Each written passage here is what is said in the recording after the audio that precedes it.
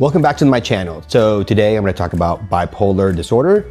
I'm going to talk about my own experience with bipolar. I'm a doctor who's been diagnosed with bipolar, and I've done a lot of things and learned a lot of things because of my science and medical background, and I'm here to help you. I'm also working on a book called The Tsunami in My Mind, Living with Bipolar Disorder. And it should be ready in 2026, but until then, I'm going to use this YouTube channel to teach, to share, because I think this is critical information. As I start sharing this information, people are coming out and telling me that this information is critical because they have family members or they themselves are struggling with bipolar disorder. So let's get started.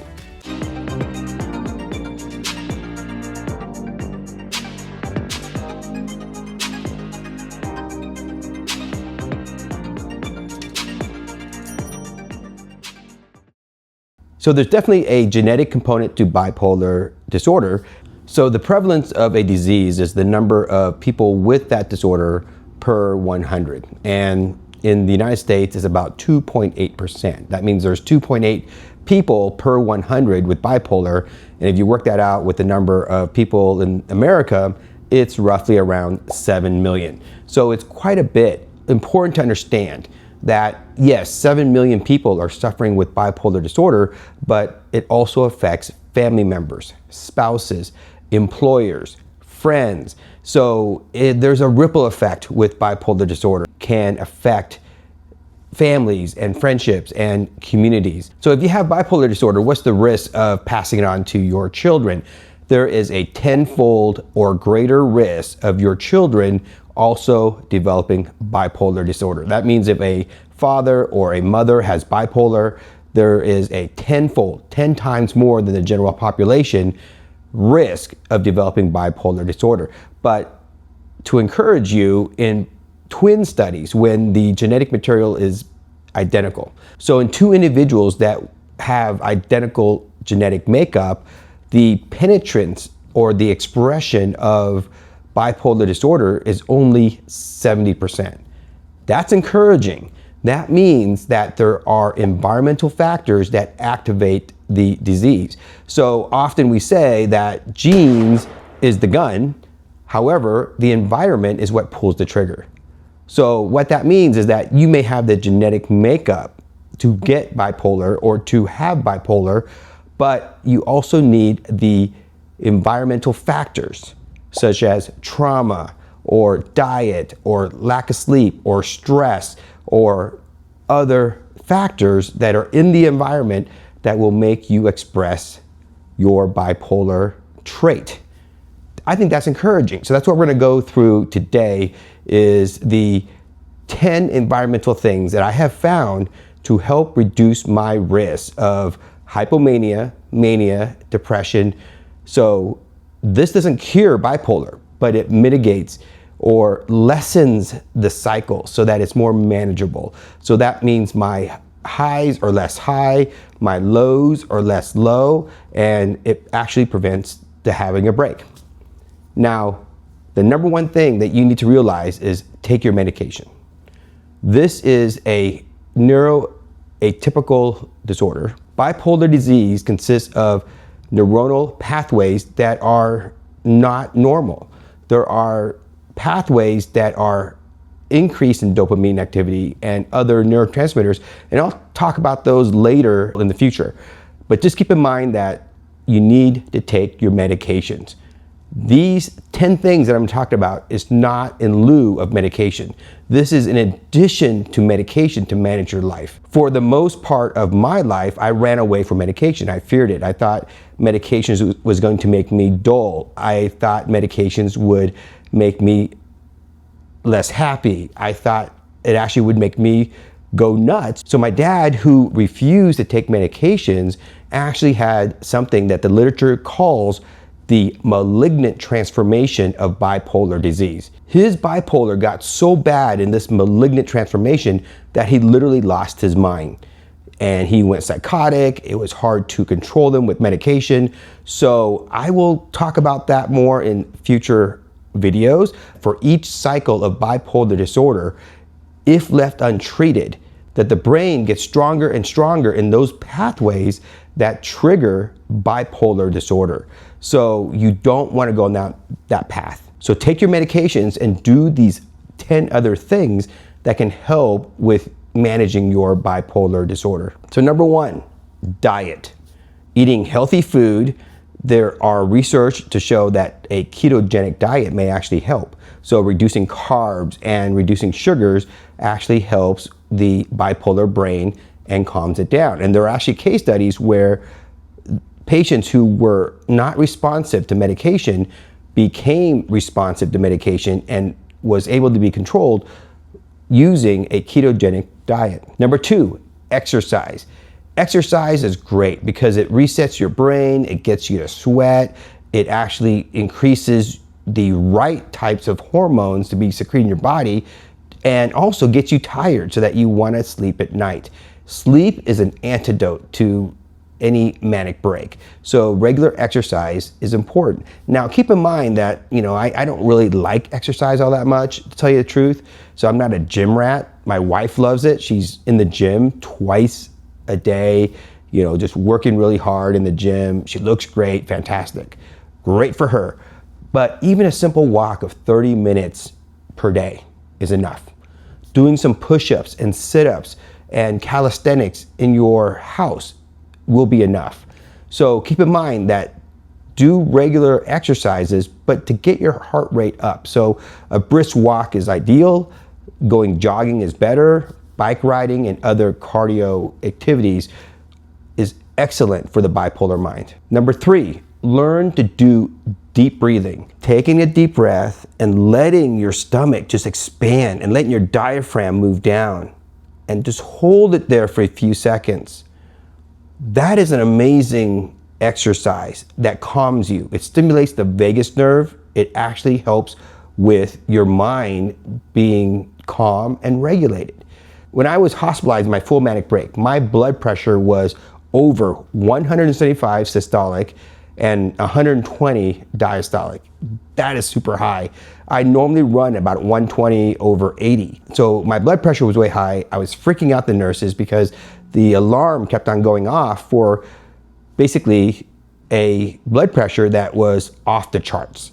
And I was freaking out the nurses. So I just reassured them that I'm just bipolar, I'm manic, and they gave me blood pressure medications, but it's gonna take time. They can't just dump a bunch of blood pressure medications on me.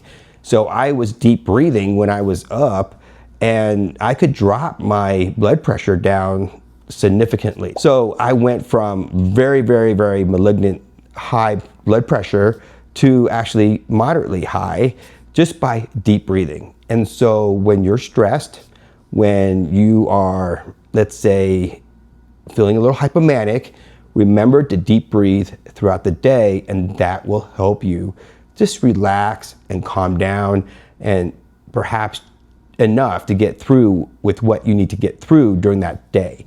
Also learn how to do a body scan meditation. I have many videos here. You can go to my playlist on body scan meditation. I have videos that will walk you through it. It basically helps to relax your body from head to toe, and that also helps with mindfulness and calms you down and lowers your blood pressure and helps calm the manic mind. Number 4, remember to strength train in the weight room. That means lift weights, get stronger, build up a better core. You'll just feel better. And in general, research shows that people with bipolar, they feel better when they are in better shape. Number 5, low threshold movement. So there are days when we don't want to get out of bed.